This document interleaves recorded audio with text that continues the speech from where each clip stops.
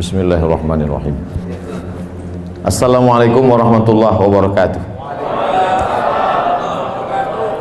Alhamdulillah wassalatu wassalamu ala Rasulillah wa ala alihi wa sahbihi wa man tabi'ahu wa mawalah.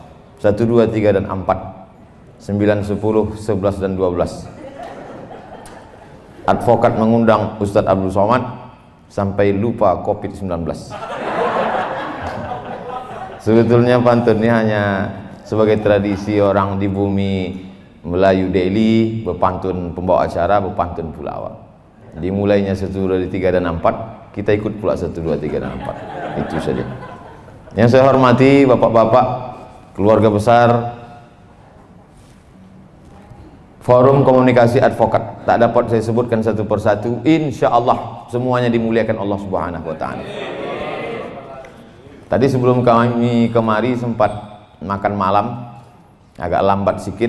Saya katakan ke Bang Iqbal, Ustadz Iqbal Sauki Pulungan LC, Bang cepat sedikit, nanti kalau kita lambat payah ini, nanti dipasangkan orang nih pasal-pasal karet ke kita.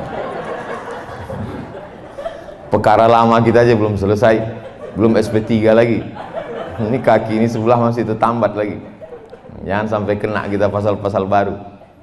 Jadi menjadi advokat ini luar biasa. Selesai pengajian subuh saya pun keluar dari masjid mau sarapan. Datanglah anak muda. Kata anak muda ini, Ustadz Somad saya baru selesai S1. Fakultas apa? Fakultas Hukum. Oh jadi sudah SH? Sudah Pak Ustadz. Rencana lanjut S2 MH? Tidak Pak Ustadz. Kenapa? Saya tak mau jadi pengacara. Banyak yang udah masuk neraka Pak Ustadz. Jadi kamu mau kemana? Aku mau ngambil S1 lagi Pak Ustadz. S1 apa? S1 Hukum Islam. Aku mau taubat kata dia. Saya orangnya tidak mau menjudge orang, menghukum orang saya tak mau. Saya mengajak dia berpikir. Sambil jalan saya ceritakan sama dia.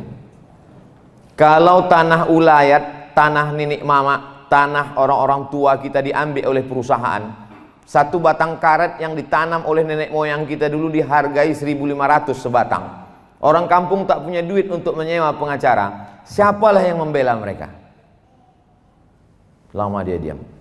Siapa yang siap membela mereka yang tahu hukum konvensional? Sayalah Pak Ustadz, kata dia. Seandainya aku dikriminalisasi orang, dalam ceramah ada yang keseleo lidah, tersalah sedikit, rupanya diviralkan orang, ditangkap orang, tak ada duitku untuk membayar pengacara. Siapa yang membela aku di pengadilan? Lama dia diam. Terus saya tanya, masih kamu mau tinggalkan juga lagi ini? Insya Allah saya lanjut S2 Pak Ustaz. Oleh sebab itu kita ingin mindset orang berubah. Banyak orang beranggapan sesudah dia hijrah, setelah dia tobat, dia mau ikut pengajian, akhirnya dia tinggalkan ini semua. Aku tinggalkan di dunia ini Pak Ustaz. Aku mau mati aja.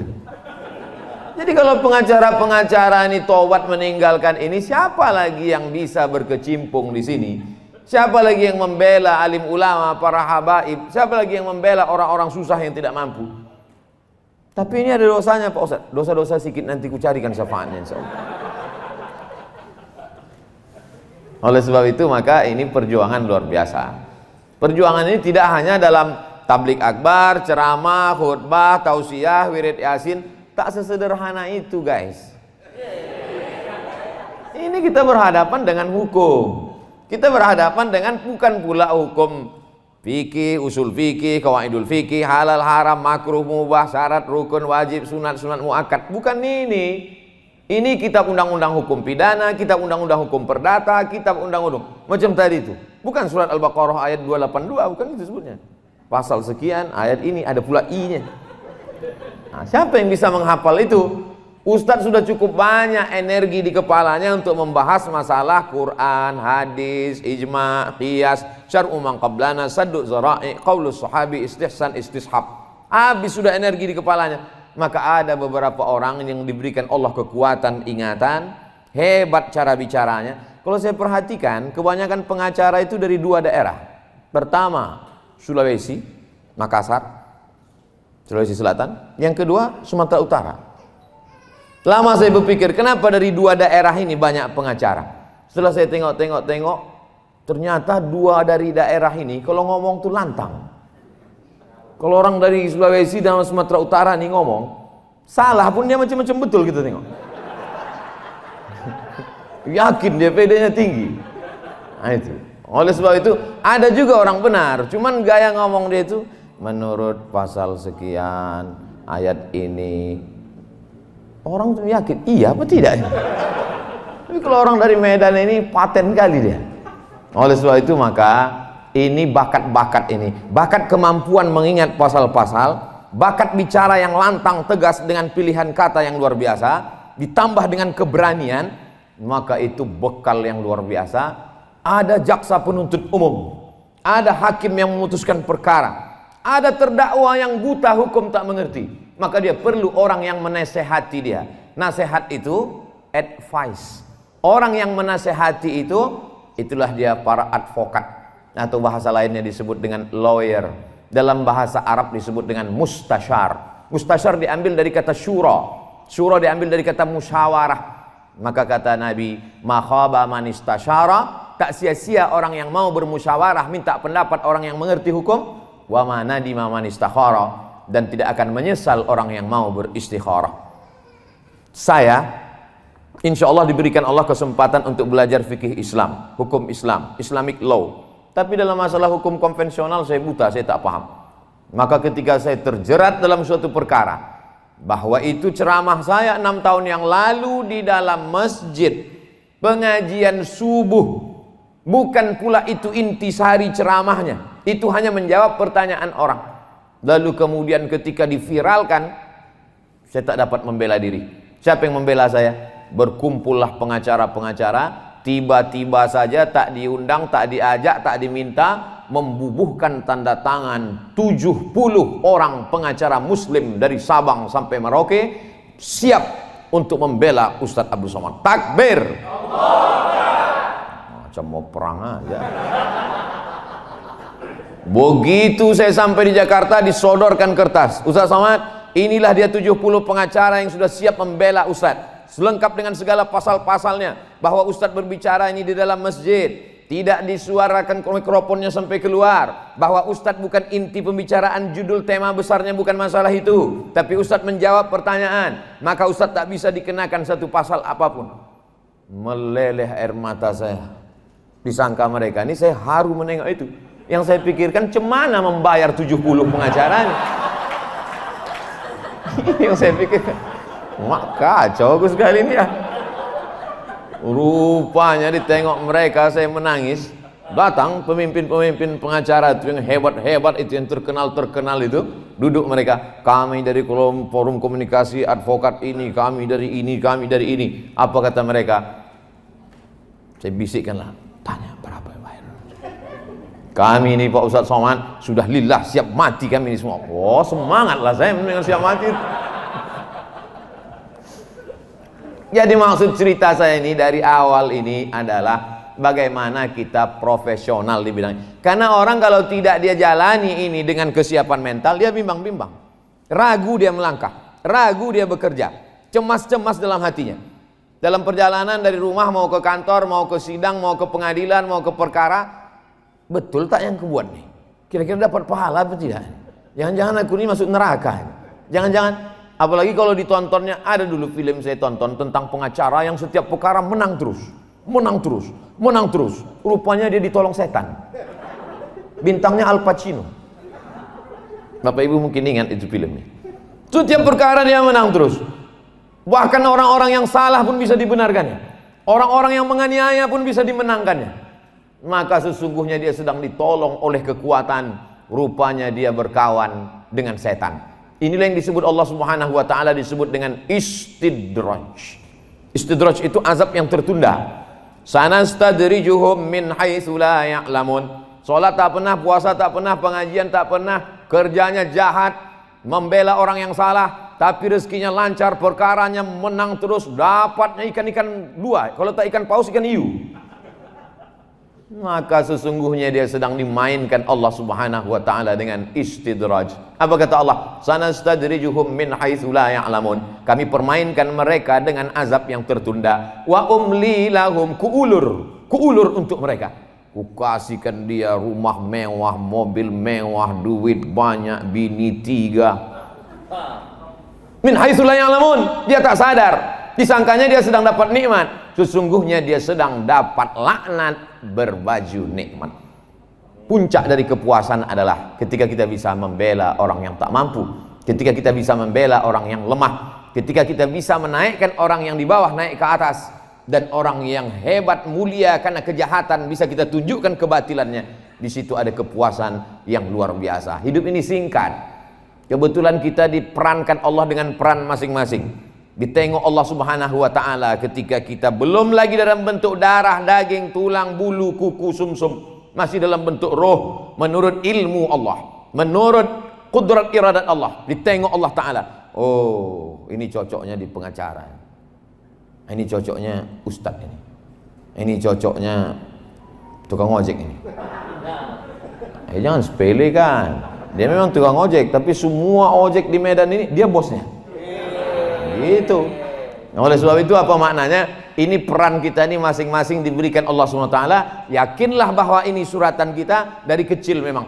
Bapak dulu teringat saya gimana ceritanya Bapak ini bisa jadi pengacara nih. Saya Pak Ustadz dulu memang dari kecil memang udah bawaan. Kami dulu kalau cabut sama kawan tuh makan 3 bayar 1, saya membelanya Pak Ustadz. Tapi dulu Pak Ustadz, setelah saya hijrah nih insya Allah beralih saya Pak Ustadz. Tangan ini dulu pernah membunuh orang yang paling baik, paman Nabi namanya Hamzah bin Abdul Muttalib. Kutusukkan tombak ke tengkuknya, kugoyang-goyang sampai keluar dari selangkangannya. Mohon maaf. Itu pengakuan Wahsy berkulit hitam yang membunuh Hamzah. Tapi setelah dia hijrah masuk Islam bersyahadat, tangan ini juga pernah kubalaskan membunuh orang paling jahat, nabi palsu bernama Musailamah Al-Kadzab. Makanya kata Nabi, khiyarukum fil jahiliyah, khiyarukum fil Islam. Dulu sebelum kau hijrah, kaulah orang yang paling lantang berbicara, kaulah yang orang paling menentang. Tapi setelah kau hijrah, kau juga lah yang orang paling lantang bicara untuk menyuarakan kebenaran. Itu makna hijrah. Ini banyak orang berpemahaman hijrah nih. Dulu sebelum hijrah lantang bersuara, menggelegar. Kalau sidang suara dia yang paling hebat. Begitu udah hijrah macam ayam kena minyak lampu. Kau kenapa tak macam dulu? Dulu kau bukan main lagi semangat. Aku tinggal tuh sudah. Aku udah mau mati aja nih udah. Oh tak betul. Suara tetap lantang, tetap menggelegar. Cuman bedanya kalau dulu ikut pada kebatilan, setelah hijrah maka dia liihqaqil haq, untuk menunjukkan yang hak itu adalah benar. Makanya doa kita selalu Allahumma arinal haqqa haqqa, tunjukkan padaku yang benar itu benar, warzuqna tiba'ah, berikan aku kekuatan untuk mengikutinya. Wa arinal batila batila, tunjukkan di mataku bahwa yang batil itu adalah salah, warzuqna ijtinabah, berikan aku kekuatan untuk menjauhinya. Poin yang pertama, hijrah, taubat bukan berarti meninggalkan ini. Dokter tobat bukan berarti meninggalkan kedokteran. Pengacara tobat bukan berarti meninggalkan hukum. Lawyer, advokat, hakim tobat bukan berarti meninggalkan martil ini lalu martil itu dirubahnya jadi tukang. Bukan, dia tetap dengan posisi itu, tapi berubah arahnya. Sebagaimana berubah arah kiblat yang dulunya ke Baitul Maqdis, berubah 180 derajat. Fawalli wajhaka syatral masjidil haram, hadapkanlah wajahmu ke arah Masjidil Haram. Al-hijrah. Siapa itu yang hijrah itu ya Rasulullah? Man hajara manahallahu anhu, orang yang meninggalkan yang dilarang Allah Subhanahu wa taala. Yang kedua, ini gerakan revolusi dalam diri, revolusi jiwa kita. Karena kita ini terus saja berputar terus. Sidang berperkara, sidang duit berperkara, godaan-godaan terus sampai lupa di mana titik balik. Kita mesti berhenti sejenak. Diawali dari Hajar Aswad, berhenti di Hajar Aswad, berpikir aku ini mau kemana? Sampai kapan aku di sini begini? Sampai kapan aku akan melakukan perbuatan ini? Maka berhenti merenung sejenak, lalu kemudian memulai langkah baru. Maka kita sadar bahwa hidup ini hanya persinggahan semata. Saya singgah di Medan, dari Pekanbaru singgah ke Medan. Nanti hari Kamis kami lanjutkan ke Bukit Tinggi. Sehabis Bukit Tinggi singgah kami lanjutkan ke Palembang. Dari Palembang kami lanjutkan lagi ke Jambi. Dari Jambi balik lagi kami ke Pekanbaru. Begitu juga dengan hidup kita ini. Ini adalah persinggahan sementara. kebetulan singgah menjadi hakim, kebetulan singgah menjadi jaksa, kebetulan singgah menjadi pengacara, kebetulan singgah menjadi ulama, kebetulan singgah menjadi orang kaya. Tapi ini bukan tujuan kita. Tujuan kita adalah nanti tempat yang paling indah. Hanya caranya macam-macam. Siapa di antara kita ini yang masuk surga duluan? Apakah ustadz atau pengacara? Tak ada yang tahu. Semuanya akan dilihat keikhlasannya. Ada orang yang tak pernah ceramah, tak pernah khutbah, tak pernah pengajian, tak pernah seminar, tak pernah lokakarya. Dia hanya sidang ke sidang, sidang ke sidang. Tapi rupanya dia sedang menolong orang susah, menolong fakir miskin, menolong orang teraniaya. Seorang ibu yang melahirkan, yang mengandung, yang membesarkan, tiba-tiba tak ada duitnya, dijualnya kayu anaknya sebesar 2 jari saja, lalu kemudian dituntut di pengadilan. Datang seorang pengacara membelanya. Maka sesungguhnya kalau dilihat secara hukum ini tidak adil, tapi puncak keadilan adalah ketidakadilan. Oleh sebab itu gelambang daripada hukum itu adalah orang yang tertutup matanya. Kenapa? Karena mata tak pilih kasih, karena mata hukum tidak memilah dan memilih di mana letak keadilan. Disitulah ada kebenaran. Makanya ketika datang seorang mengadu kepada Nabi SAW, ya Rasulullah, ini ada seorang perempuan mencuri. Siapa namanya? Fatimah. Fatimah binti apa? Fatimah bintil Aswad. Aswad artinya hitam. Fatimah bintil Aswad, Fatimah anak Pak Hitam. Kepala suku, mencuri. Dalam Islam sudah jelas hukumnya. As-sariqu, pencuri laki-laki. Was-sariqatu, pencuri perempuan. Faqta'u aydiyahuma, potonglah kedua tangannya. Kata Nabi, potong tangan, tak ada cerita. Tapi ini kepala suku ya Rasulullah. Dikirimlah orang yang paling dicintai, disayangi Rasulullah SAW, anak angkat dari anak Nabi. Nabi itu punya anak angkat namanya Zaid bin Harithah. Zaid punya anak namanya Usamah bin Zaid. Usamah artinya singa, the lion. Lalu kemudian datanglah Usamah mengadu ke Nabi, ya Rasulullah, ini ada perempuan mencuri, tapi dia anak orang kaya, dia anak kepala suku, anak orang pembesar, anak pejabat, anak orang hebat. Bisa tak kalau diringankan hukumannya, jangan potong tangan? Jadi rupanya Markus ini udah ada juga dari dulu. Lobby ke Nabi, bisa tidak? Merah wajah Nabi, marah Nabi. Apa kata Nabi? Inna ahlaka man kana qablakum. Inilah sebabnya umat-umat sebelum kamu dibinasakan Allah Subhanahu wa taala. Idza saraqa fihi mudha'if aqamu alaihi hadda. Kalau yang mencuri itu orang lemah, rakyat jelata, ditegakkan kepastian hukum. Wa idza saraqa fihi mul syarif. Tapi kalau yang mencuri itu syarif, orang mulia, anak kepala suku, anak orang kaya, anak pejabat, taroku, mereka biarkan. Inilah yang menyebabkan dunia ini hancur gara-gara perbuatan seperti ini. Wallahi demi Allah, kata Nabi, wallahi demi Allah, lau saraqat Fatimah binti Muhammad, kebetulan sama nama anak yang mencuri itu dengan nama anak Nabi. Seandainya Fatimah anak Muhammad yang mencuri, jangankan Fatimah anak si Aswad, anak Muhammad yang mencuri, laqata'tu yadaha, aku sendiri yang akan memotong tangannya. Begitulah kepastian hukum yang diajarkan Nabi SAW. Hukum tak pilih kasih. La farqa bainal arabi wal ajam. Tak ada beda antara orang Arab dengan orang yang bukan Arab. Wala farqa bainal abyadi wal aswad. Tak ada beda antara orang berkulit putih dengan kulit hitam. Kullukum min Adam, semua kamu dari Adam. Wa Adam min turab, Adam dari tanah. Maka dari tanah akan kembali kepada tanah, akan masuk ke lubang tanah, akan dimakan cacing tanah. Oleh sebab itu prinsip itulah yang ditanamkan dalam diri setiap hari, setiap pagi, setiap petang. Supaya ingat kita pada mati. Nafsu ini kalau dipeturutkan mau ini, mau ini, mau ini. Sampai kata Nabi SAW, Lau kana libni Adam wadian min turab. Seandainya manusia itu punya satu lembah dari emas, seandainya manusia itu lau kana libni Adam wadian min zahab, seandainya manusia itu punya lembah dari emas, latamanna ayyakuna lahu wadian akhar. Dia akan minta lagi, minta lagi, minta lagi. Kita sekarang sampai pada masa masyarakat konsumtif. Mazhabnya konsumerisme, akidahnya wujudiyah, wujud, yang wujud itulah yang ada, yang tak ada wujud tak ada. Sorga tak ada wujud, berarti tak ada. Malaikat kiraman katibin tak ada wujud, berarti tak ada. Neraka tak ada wujud, berarti tak ada. Sampai pada puncaknya Allah tak wujud, mana Tuhan itu? Na'udzubillah. Ini yang disebut dengan wujudiyah. Wujud itu bahasa orang sekarang materi. Orang yang meyakini hanya yang ada saja disebut dengan materialisme. Matre, ada yang wujud, rumah wujud, mobil wujud, cincin wujud, gelang wujud. Mungkin bapaknya tak seberapa, Tapi yang bergelang, yang bercincin ini bang, aku kemarin undangan gelangnya hampir sebesar rantai sepeda. Masa abang sebesar ini kelingking juga lagi? 2 gram dulu akad nikah 80 tahun yang lalu.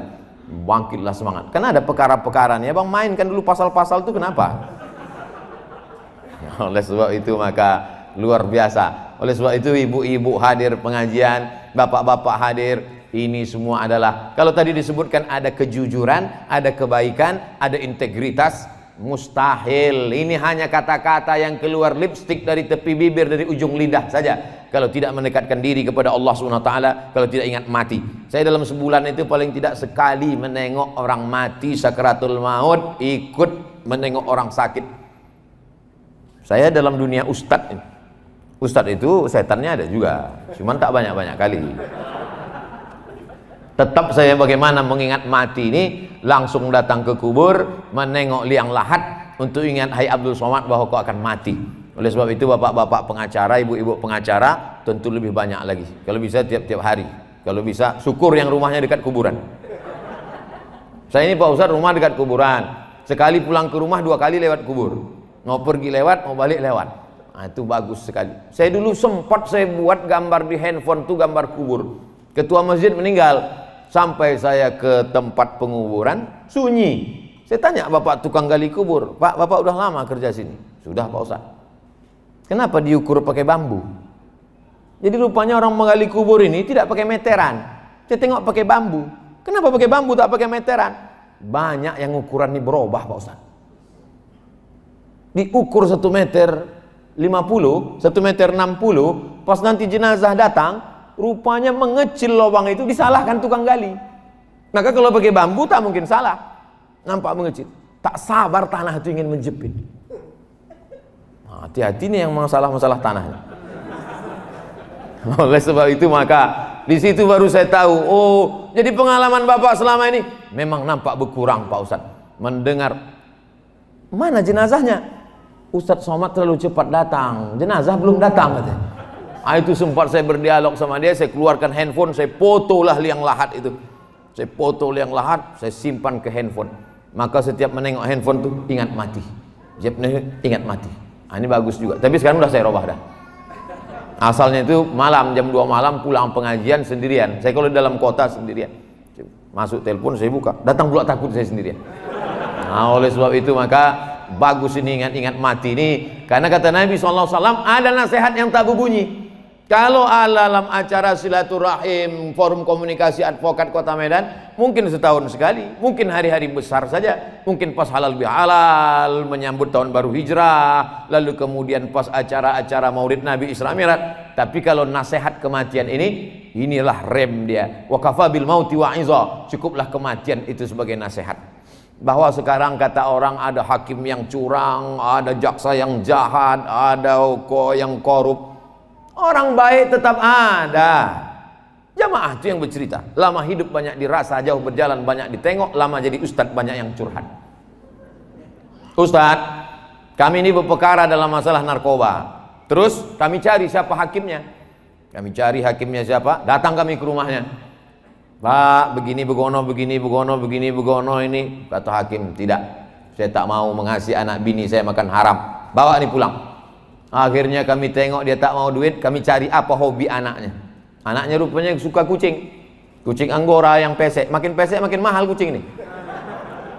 Kami bawakan anak kucing untuk anak dia. Pak, kalau bapak tak mau duit, ini kami bawakan kucing. Tidak, aku masih punya duit untuk kucing. Jadi sampai hari ini yang punya integritas itu masih ada. Orang-orang yang jujur, yang amanah itu masih ada. Tapi memang dia tak banyak. Mereka ini macam ya perlu dibudidayakan lah. Macam dinosaurus dia. Itu udah hampir-hampir punah. Tapi Allah berjanji apa kata Allah? Wa may yartadda minkum an dinihi, siapa yang meninggalkan integritas, kejujuran, ketakwaan, kebaikan ini, ditinggalkannya, fasaufa ya'tillahu biqaumin, akan diganti Allah dengan sekelompok orang, yuhibbunahu wa yuhibbunah, yuhibbuhum wa yuhibbunah. Allah cinta kepada mereka dan mereka pun cinta kepada Allah. Yujahiduna fi sabilillah, mereka tolong agama Allah, mereka tolong hamba-hamba Allah yang lemah. La yakhafuna fillah laumata laim, mereka tak pernah takut kepada orang yang mengejek. Laumata laim dalam Quran disebut mengejek. Kalau orang sekarang membuli, lebih kerennya lagi haters. Maka mereka tak pernah takut sedikit pun kepada bully-bully, haters dan lain sebagainya. Kenapa? Karena tujuan mereka dalam hidup ini adalah mencari ridha Allah. Ilahi anta maksudi wa ridhaka matlubi. Saya yakin dan percaya godaan bapak, godaan ibu tak sama macam godaan saya. Godaan saya tak begitu banyak, paling-paling pas dekat-dekat pilkada aja. Tapi doa godaan bapak ibu yang dimuliakan Allah Subhanahu wa taala, ini sekarang nih banyak godaan ke saya. Baru pagi tadi masuk WhatsApp, bisa tak Ustadz jalan begini? Saya bilang, yang dulu-dulu tuh CRV saya tolak, Fortuner saya tolak. Kalian mau ngasih apa? Katanya. Jadi saya pasang harga tinggi duluan. Pucat dia langsung. Bapak Ibu yang dimuliakan Allah Subhanahu wa taala. Jadi bicara tentang integritas, bicara tentang keyakinan bahwa rezeki itu dari Allah. Sengaja dijauhkan Allah antara lambung dengan otak. Otak di sini, lambung di sini. Karena banyak orang sekarang otak sama lambung bersatu. Macam otak udang. Kalau bercakap sama dia 5 menit, menit pertama itu aja yang agak lambung, agak jauh sedikit dari otak. Habis itu bersatu lah dia. Sengaja dijauhkan Allah, di sini satu, di sini satu. 3 jengkal jaraknya supaya jangan sampai pikiran kita ini lambung, lambung, lambung, lambung, lambung, lambung. Malam tadi kami sedang duduk-duduk sama seorang profesor. Profesor ini ada kelebihannya nih Ustaz. Apa kelebihan dia? Siapapun yang berobat sama dia, terserah. Berobatlah terserah. Oh. Apa obat gula darah diabetes mellitus itu Pak Profesor? Mudah aja Pak Ustaz. Apa obatnya? Jangan makan nasi. Pergi pagi pulang petang peras keringat banting tulang cari duit untuk beli beras di tanah jadi nasi. Kata profesor nih nasi pula tak boleh dimakan. Manusia ini kan aneh. Manusia ini makhluk yang unik. Bolak-balik cari duit, setelah duit dapat diserahkan pula ke rumah sakit di Malaka. Bulat duit itu dapat, tak sempat dinikmati, tak sempat dimakan pun tidak. Berdirilah saudara kita yang mencari makanan halal di rumah makan untuk melayani orang-orang hebat, orang-orang yang berkuasa, orang yang banyak duit ini. Bapak silakan makan, pesanan saya belum datang. Sudah semua Pak, gulanya sudah, rendangnya sudah, satenya sudah. Ada satu yang belum. Apa Pak? Rebus kentang tak pakai garam. Betapa kita tak dapat menikmati apa yang kita cari. Betapa kita punya duit, sesungguhnya duit itu hanya singgah saja di nomor rekening kita. Sempat dia singgah sebentar, habis itu keluar lagi kita transfer ke sana. Ke kawan-kawan kita juga, ke sahabat kita juga yang profesinya lain. Kalau ini profesi advokat, yang di sini pula profesi dokter spesialis. Martelnya kecil aja. Dipukulnya lutut 2 kali, 5 juta. Senternya kecil aja. Suruhnya buka mulut, 5 juta. Sampai takut bapak tuh menutup. Karena bukanya jadi 5, tutupnya berapa kata dia. Oleh sebab itu, duit yang halal itu juga lah yang akan mengarahkan hati kita untuk berwakaf, beli tanah, bangun masjid. Masjid apa namanya yang di sana tuh? Masjid Al-Ikhlas. Masjid apa namanya yang di sana tuh? Masjid At-Taqwa. Itu agak aneh aku tengok masjidnya. Masjid apa itu? Masjid Al-Advokat. Kumpul advokat-advokat ini, dikumpulkannya duit, serahkannya, dibuat mereka masjid. Aku Pak Ustadz kalau membangun satu masjid tak sanggup Pak Ustadz. Maka kami keroyokan, rombongan, pembebasan tanah 1 meter 500.000. Kami keroyok dapat 1 hektar Pak Ustadz. Kenapa 1 hektar? Karena di samping masjid nanti mesti ada MDA-nya, ada SDIT Qurannya. Lalu kemudian kami cari alumni pesantren Mustafawiyah, Darul Arafah, Pondok Pesantren Gontor, Tebu Irang menjadi gurunya. Lalu kemudian pula kami didik mereka bagaimana melatih mereka nanti menjadi pengacara-pengacara yang membela orang lemah, bagaimana bicara, bagaimana mereka memilih kata, bagaimana mereka kuat menghafal. Maka ini semua cita-cita kami Pak Ustadz. Kita mesti punya cita-cita bersama dari sekarang. Karena kalau hanya sekedar datang, duduk, ngobrol-ngobrol, foto-foto, minum-minum, apalagi minumnya kopi. Hidup sudah pahit, jangan minum kopi pahit. Oleh sebab itu maka ini semua penting. Ada visi misi cita-cita ke depan. Man bana masjidan, siapa yang bangun masjid, banallah mithlahu baitan fil jannah, dibangunkan Allah untuk dia satu tempat dalam surga. Pak Ustadz ini ada duit Pak Ustadz. Terus ragu aku duit nih, dibilang putih kali tidak, dibilang hitam kali tidak, agak abu-abu lah Pak Ustadz. Serahkan. Mau Pak Ustadz? Jangan, aku tak mau yang abu-abu nih. Nah, ini kita serahkan untuk masalih kepentingan banyak. Orang banyak akan menikmatinya. Mati kita, itulah yang akan menerangi kubur, itulah yang akan menolong di alam barzah. Karena kalau diperturutkan dunia ini tak bertepi, macam minum air laut, makin diminum makin haus, makin diminum makin ingin. Puncak, puncak, puncak, puncak. Tak sampai kita pada puncak kenikmatan. Nikmat yang paling nikmat adalah ketika menolong agama Allah Subhanahu wa taala. Dulu saya di mana-mana kalau ceramah, apa kata protokol? Berikut ini mari kita dengarkan tausiah yang akan disampaikan oleh Dr. Abdul Somad LCMA. Asal naik saya ke atas, mohon maaf jamaah, saya klarifikasi, saya belum doktor. Itu hanya doa saja dari protokol. Dalam hati saya, nanti kalau aku udah doktor, ku buat kartu nama ini sepanjang perangko, sepanjang amplop. Tapi ternyata tidak juga. 24 Desember 2019 dapat saya doktor dari Sudan. Setelah 3 tahun proses perjalanan. Habis itu diundang saya ke Universitas Islam Brunei Darussalam, Universitas Islam Sultan Syarif Ali, diberikan visiting profesor. Habis itu ditulislah nama. Sampai sekarang tak punya kartu nama. Disinilah baru nama saya disebutkan sepanjang-panjang selengkap-lengkapnya. Datuk Sri Ulama Setia Negara Kiai Jagal Mangku Dilaga, Profesor Dr. Abdul Somad LCMA. Tinggal satu aja yang belum disebut, almarhum. Panjang-panjang umur ceramah, baru di komunikasi, forum komunikasi advokat nih. Memang betul loh, advokat itu detail dia, setiap kata itu ingat dia. Karena dia memang kalau salah sedikit langsung kena kan? Nampaknya. Oleh sebab itu maka ketelitian, kedetilan, ketajaman analisa, kehebatan menghafal, kecakapan untuk menyampaikannya, itu adalah bakat yang tak dimiliki orang lain. Pengacara dengan ustadz itu beda-beda tipis aja. Bedanya kalau pengacara itu dia bicara di depan hakim, bicara di depan terdakwa, bicara di depan jaksa, bisa didudukkannya semua. Dia hebat, berhadapan dengan polisi, berhadapan dengan perusahaan-perusahaan besar, berhadapan dengan preman, kena teror, macam-macam. Saya berhadapan dengan pengacara-pengacara di daerah minoritas. Luar biasa perjuangan mereka. Apa kata mereka waktu saya datang?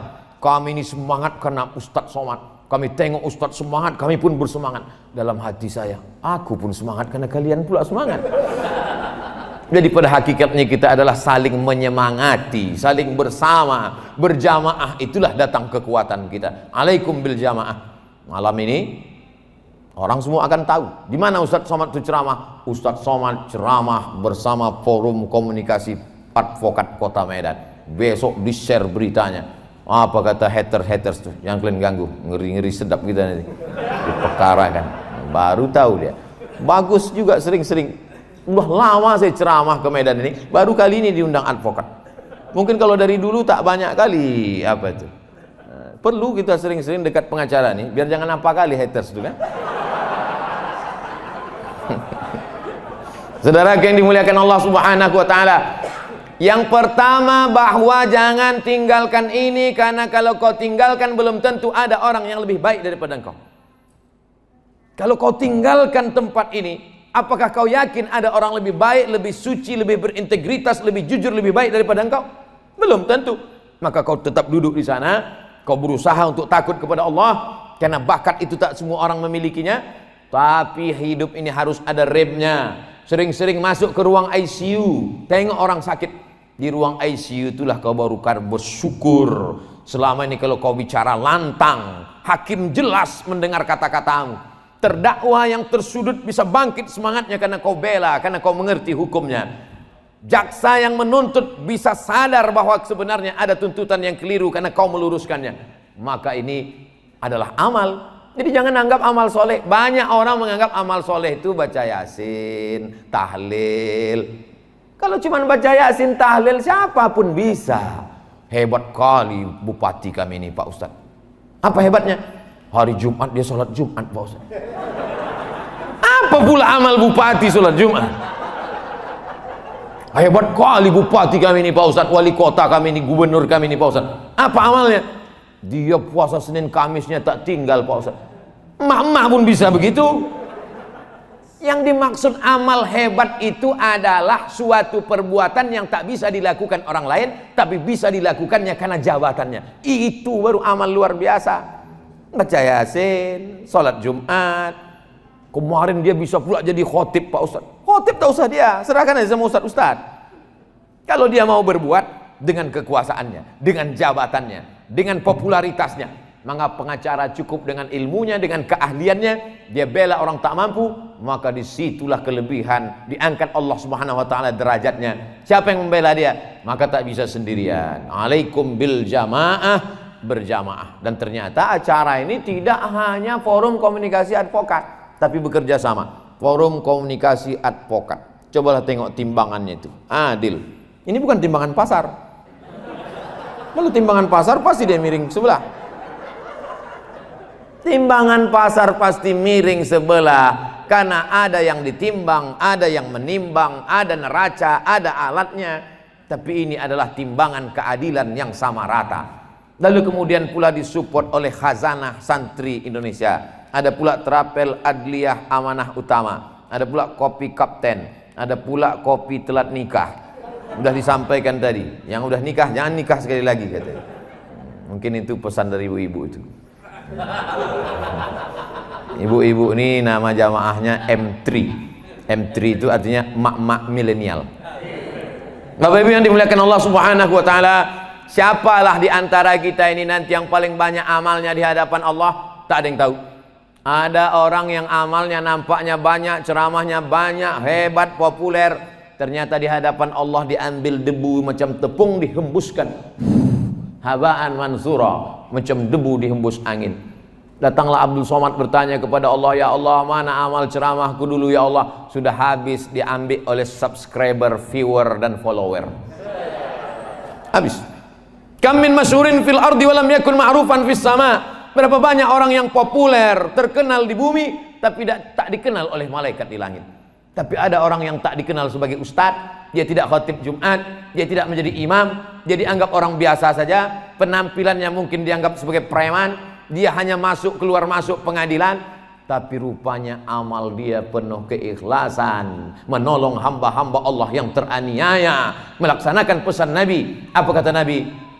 Unsur akhaka zaliman au mazluman, tolong saudaramu yang menzolimi atau yang dizolimi. Sahabat bingung, kalau menolong orang yang dizolimi kami bisa, tapi menolong orang yang menzolimi macam mana menolong dia? Kata Nabi, angkat tangannya. Ada orang punya kekuasaan, ada orang punya jabatan, menzolimi orang lain, dia angkat tangannya.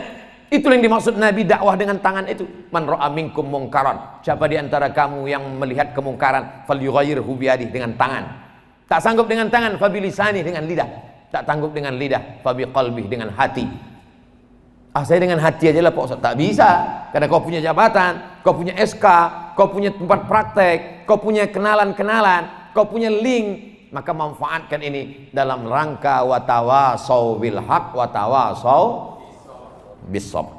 Bapak Ibu yang dimuliakan Allah Subhanahu Wa Taala, pasang target-target. Kami komunitas ini akan membuatkan santunan anak yatim fakir miskin. Kami komunitas ini akan membangun masjid. Untuk tahun 2021 pembebasan tanah dulu. Tahun 2022 kita akan buatkan SDIT, SMPIT, SMAIT. Tahun 2023 target terus berjalan. Masalah kepengurusan berganti hari, berganti musim berubah, tapi program-program tetap jalan. Itulah yang akan kekal abadi. Lain daripada itu akan tinggal. Pergi pagi pulang petang, buat rumah besar tinggal, mobil mewah tinggal, duit yang banyak tinggal, harta berlimpah tinggal, kawan-kawan sahabat handai tolan tinggal. Yang kekal abadi bersama di alam barzah yarji usnani, yang dua ini pulang ke rumah. Komunitas advokat semuanya pulang ke rumah. Yang tetap menemani di dalam hanya satu saja, wa yabqa wahidun, tinggal satu. Apa itu? Wa amaluhu, amalnya. Oleh sebab itu, kalau Bapak Ibu masih lagi berada dalam silaturahim yang baik, tetap kita jaga silaturahim. Jadi yang tepat itu sebetulnya silaturahim. Adapun di sini ditulis silaturahmi, mungkin yang membuat baleho ini anggota HMI. Man ahabba ayyubsatalahu fi rizqihi, siapa yang mau lapang rezekinya, wa yunsa'alahu fi atharihi, mau panjang umurnya, falyasil rahimahu, hendaklah dia menyambung silaturahim. Tapi tak salah juga kalau mau dibuat silaturahmi mungkin bahasa Indonesia, tapi kalau bahasa Arabnya silaturahim. Dengan bersilaturahim ini panjang umur. Bagaimana dengan orang yang tak mau bersilaturahim? Kata Nabi, la yadkhulul jannah, tak masuk surga. Qati'ur rahim, tak masuk surga orang yang memutus tali silaturahim. Puasa sunat rajin, banyak berinfak, berwakaf, bersedekah, tapi memutuskan tali silaturahim, la yadkhulul jannah, tak masuk surga. Qati'ur rahim, orang yang memutus tali silaturahim. Membangun pribadi advokat yang bertakwa. Takwa, ta itu tawadu, ta, ko, wa, iya. 4 huruf kata Imam Al-Qusairi. Yang pertama itu ta, tawadu, rendah hati. Tapi tawaduknya pengacara bukan menunduk. Tawaduknya pengacara dia mesti lantang, matanya mesti tajam. Tawaduknya pengacara suaranya mesti menggelegar. Saya tak mau selesai acara ini besok semua pengacara tawaduk. Bapak Hakim, habislah. Zaman Nabi, zaman sahabat Nabi, pergilah Sayyidah Aisyah ke pasar. Lalu kemudian ada di depan tepi pasar itu orang yang pakaiannya kumuh, gayanya mau mati. Ditanya Aisyah lah. Sayyidah Aisyah bertanya, "Man hadzal rajul?" Siapa orang ini? Dijawab orang di pasar itu, "Azhadun nas." Inilah orang yang paling zuhud. Inilah orang yang paling zuhud di antara kami. Apa kata Sayyidah Aisyah? Kana Umar azhadan nas. Umar bin Khattab itu orang paling zuhud. Umar bin Khattab orang paling zuhud. Idza takallama asma, kalau dia bicara suaranya lantang. Wa idza masya asra, kalau dia berjalan langkahnya tegap. Wa idza daraba auja, kalau dia memukul pukulannya keras. Itu orang zuhud, itu orang tawaduk. Jadi jangan bayangkan tawaduk itu justru di depan orang-orang yang sombong, depan orang-orang angkuh, justru kita boleh angkuh. At-takabbur lil mutakabbir shadaqah. Sombong kepada orang yang sombong, shadaqah. Nah, jadi dalam berperkara itu kalau ada orang yang petantang petenteng, sombong pula kita. Kalau ada orang yang gayanya sengak betul, kasih dia 2 kali. At-takabbur lil mutakabbir shadaqah. Sombong kepada orang yang sombong, shadaqah. Bukan hadis Nabi. Ucapan Imam Muhammad bin Idris Asy-Syafi'i, meninggal tahun 204 Hijrah. Artinya apa? Tepatkan pada tempatnya. Maka saya tengok penampilan pengacara-pengacara itu. Pengacara itu luar biasa. Saya tengok sepatu-sepatu pengacara, terpleset-terpleset lalat di situ. Kenapa? Karena dia berhadapan dengan orang-orang ya. Kalau dia berhadapan dengan orang kaya, jangan sampai mental dia down. Kalau nampak orang kaya itu pakai cincin 3, pakai 4. Kalau ditengoknya orang kaya itu pakai jam emas, pakai pula jam warnanya jam emas. Jangan emas, karena emas haram. Kau pikir kau aja yang bisa, aku lebih bisa lagi. Kalau nampak dia lari 120, gas 140. Tapi rem ingat-ingat juga. Pula kelewatan kan? Oleh sebab itu mana tawaduk? Kapan kita tawaduk, rendah hati, rendah diri, suara pelan? Ketika berhadapan dengan orang miskin, dengan orang susah, di hadapan Allah, rendahkanlah dirimu. Ini kadang banyak orang nih kalau di depan orang miskin, dia yang petantang petenteng. Di depan pejabat, depan tentara, depan polisi, depan orang punya kuasa, apa dia ciut. Itu bukan tawaduk. Tawaduk itu adalah menempatkan sesuatu pada tempatnya. Nah, yang pertama takwa itu adalah tawaduk. Yang kedua qanaah. Qanaah itu merasa cukup. Cukup. Hidup ini kan cuma 2, makan, pakai. Cuman itu. Sebelum ke sini kami makan.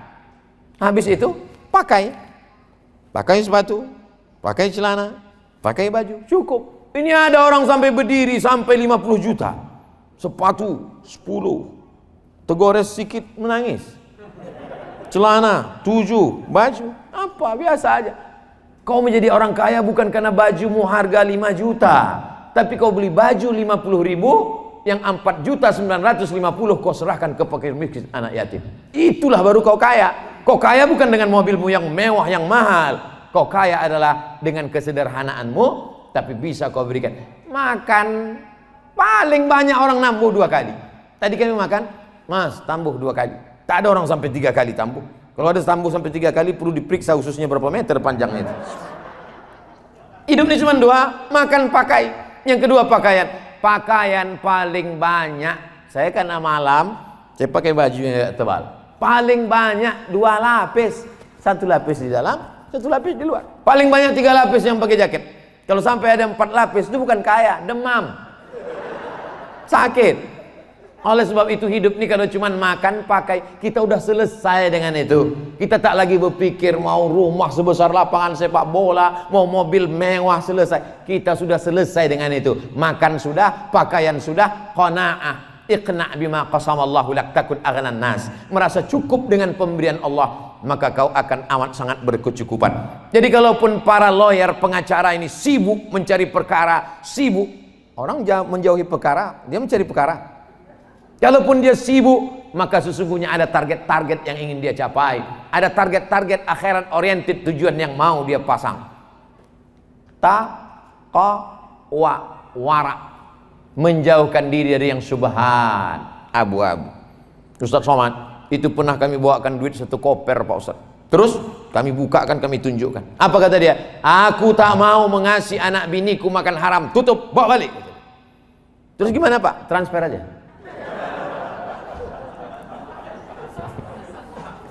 Tentu dengan cara yang santun. Kadang kalau kita ini menolak, perbuatan kita baik, tapi hati orang sakit.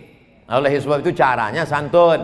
Berapa banyak perbuatan yang baik, tapi kalau udah menyinggung perasaan orang. Pernah Ustaz mengalami seperti itu? Ya. Masa iya ceramah cuman 25 menit, dikasihnya duit sampai saya intip, banyak ini. Ini pasti ada sesuatu ini. Kalau tak ada berada, takkan tempuah besarang rendah. Tempuah sarangnya di atas pokok kelapa. Tapi kalau udah musim padi, turun dia ke bawah. Musim padi ini 5 tahun sekali biasanya. Ini ada apa ini? Tapi tidak pula saya katakan, saya menjaga integritas, bawa ini ke neraka jahanam. Tidak. Alhamdulillah Pak, duitnya sudah sampai. Tapi saya minta staf Bapak untuk menyerahkan ini ke panti asuhan. Mohon izin ya Pak, fotonya saya share. Maka bisa kita berkata tidak. Kenapa? Karena pancing itu tak sempat tertelan kita. Susah kita bicara kalau mulut berisi air. Apa hukumnya nih Pak Ustaz? Nanti kalau kedengaran saya agak begitu bercakap, berarti sudah dapat. Ini berarti belum dapat lagi. Oleh sebab itu integritas ini. Ustadz boleh kayak foto KTP-nya? Boleh KTP. Alhamdulillah. Untuk apa nih Pak? Ada nanti mau kirim insya Allah. Alhamdulillah. Ini udah di jalan Pak Ustadz. Gimana? Bisa diterima? Tolong kirimkan gambarnya. Wah, inilah yang lama diingin-inginkan. Minta perlu digas. Baru niat aja udah lanjut kencang. Saking kan hebatnya. Gimana Pak Ustadz? Insya Allah. Tapi nanti kalau sudah sampai di rumah saya serahkan ke panti asuhan, boleh ya Pak? Oh enggak, saya ngasih Ustadz. Tapi saya tak bisa, rumah saya kecil, gerasi tak banyak. Nanti kena panas diambil pencuri, perampok. Saya tak ada pengawal, tak ada security. Saya bukan pejabat. Jadi saya serahkan ini ke panti asuhan. Jangan. Jadi gimana? Kalau gitu saya ambil balik. Katanya, ya tak apa-apa. Artinya apa? Caranya lembut. Lebih baik lembut mengena daripada keras tak kena. Apa gunanya keras tak kena? Yang lebih bagus memang keras kena, macam Mike Tyson. Tapi kita kan tak sampai macam itu. Nah, oleh sebab itu maka ini adalah qanaah. Tawadhu sudah, qanaah sudah, wara sudah. Iya, yang paling ujung yakin, punya keyakinan bahwa anak-anak kita itu sudah dijamin Allah rezekinya. Kan itu yang merusak kita. Kita mungkin makan udah cukup, pakaian sudah cukup, tapi anak kita sebelum tidur malam terpikir, "Cemana lah sekolah anakku nanti? Kalau sekolahnya selesai, di mana pula rumahnya? Bagaimana pula kerjanya? Bagaimana pula nanti emasnya? Bagaimana pula kami menikahkan dia? Bagaimana pula?" Ketakutan anak kita tak makan, itulah yang membuat kita menjadi mencari yang haram-haram. Oleh sebab itu mesti ada keyakinan bahwa rezeki dijamin oleh Allah Subhanahu wa taala. Innama amruhu idza arada syai'an ayyakula lahu kun. Ada rupanya di antara kita ini yang keluar dari rahim ibu kita membawa pakaian satu setel. Ada yang lahir bawa koper? Tak ada. Akhrajakum min butuni ummahatikum. Keluar engkau dari perut ibumu, tapak kakimu 2 jari, panjangmu sejengkal. Itu makanya sering-sering kita nengok akikah. Kalau ada kawan undangan akikah, datang. Ini banyak orang tak mau datang. Kau datang akikah anakku ya? Tak bisa aku nengok kambing. Baru dengar kambingnya sudah naik darah tinggiku. Datang untuk melihat diri kita dulu, bahwa sekarang kita jadi pengacara terkenal, kita menjadi populer, menangani perkara-perkara besar. Begitu juga dengan anak-anak kita ini, rezekinya dijamin Allah. Kita didik saja mereka agama, masuk sekolah tafsir Quran, masuk sekolah tahfiz, masuk pesantren. Setelah itu terserah dia mau jadi apa, tengok bakatnya masing-masing. Aku udah jadi pengacara Pak Ustadz, anakku nih mau lebih hebat lagi dari pengacara. Mau jadi apa anak bapak ini?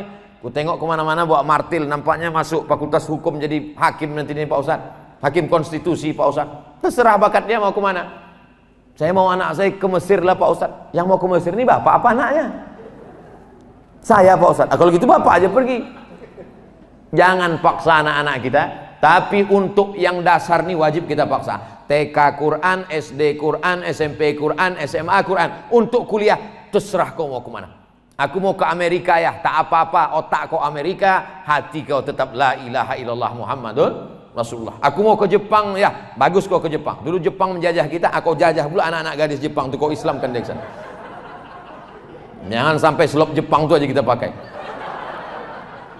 Oleh sebab itu maka silakan dia sekolah. Dia silakan terbang sejauh mata memandang.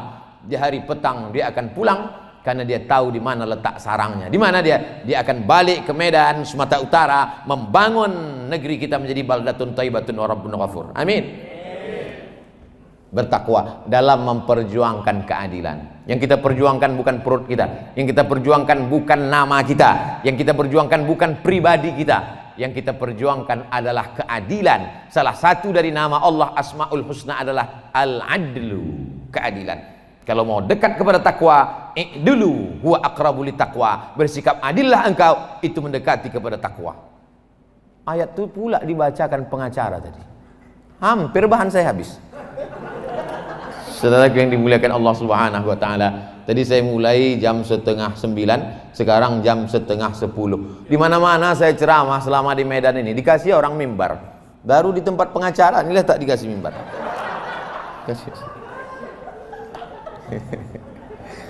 Kita tak bisa minta kan, khawatir kita dikenakannya nanti pasal-pasal karet.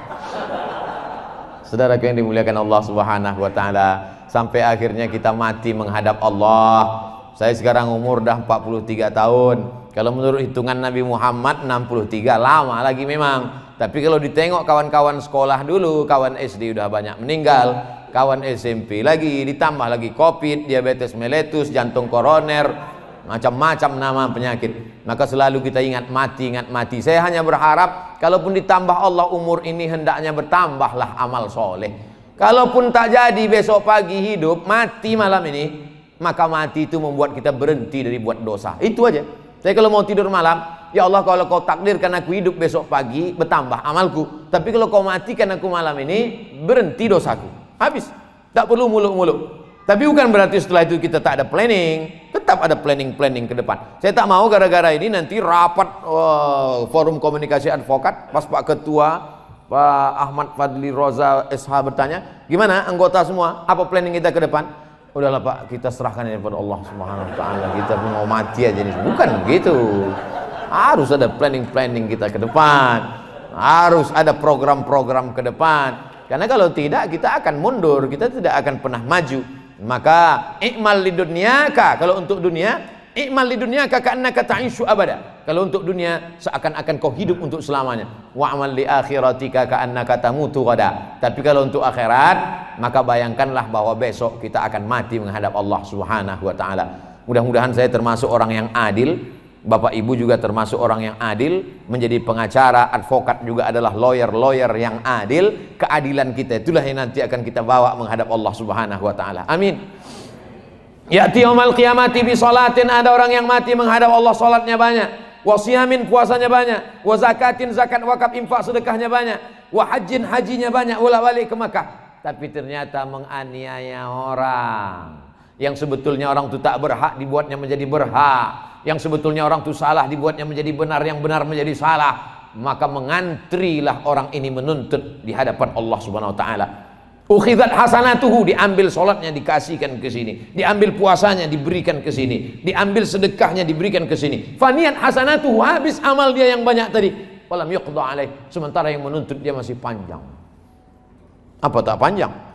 Sebulan 70 perkara, 70 orang teraniaya, tak semuanya baik betul. Akhirnya dihabiskan. Apa kata malaikat? Habis sudah amalnya ya Allah. Ambil dosa orang-orang yang dia aniaya itu. Ukhidat khotoyahum, diambil dosa mereka. Turihat ilahi, dicampakkan kepada dia. Summa turiha finnar, masukkan dia dalam neraka jahanam.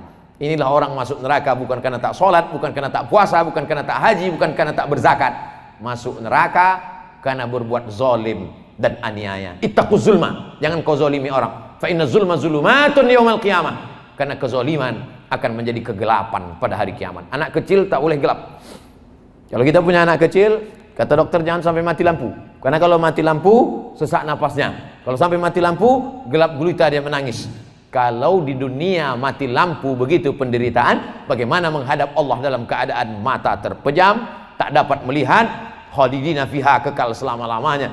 Wa nahsyuruhu yaumal qiyamati a'ma. Kami bangkitkan dia dalam keadaan buta. Komplain dia kepada Allah, ya Rabbi lima hasyartani a'ma wa qad kuntu basira. Kenapa aku dibangkitkan di akhirat dalam keadaan buta, padahal dulu mataku bisa melihat terang waktu di dunia. Apa kata Allah? Laqad atatka ayatuna fanasitaha. Dulu ayat-ayat kami datang tapi kau pura-pura tak tahu. Kau tak mau melihat, kau tak mau memandang, kau tak mau berpikir. Sekarang fakadzalikal yauma tunsa. Sebagaimana dulu kau melupakan aku, kata Allah, hari ini kau menjadi orang yang terlupakan. Oleh sebab itu mengingatkan ini penting. Paling tidak ada pertemuan kajian, paling tidak ada di sana silaturahim, pertemuan bulanan, pertemuan hari-hari besar, pertemuan silaturahim. Mungkin dalam hal setahun sekali yang lebih besar di hotel atau datang rumah ke rumah. Ini adalah dalam rangka watawasau bil haq watawasau bisab. Itu saya cukupkan 60 menit sesuai dengan yang tertulis di botol 600 ml. Baru saya nampak rupanya botolnya kecil. Kalau gitu 30 menit tadi udah cukup. Sebagaimana biasa kalau ada pertanyaan saya jawab. Tapi jangan pula pertanyaan tentang hukum konvensional, itu ngetes-ngetes namanya itu. Bapak Ibu yang dimuliakan Allah SWT, saya kembalikan ke moderator. Assalamualaikum warahmatullahi wabarakatuh.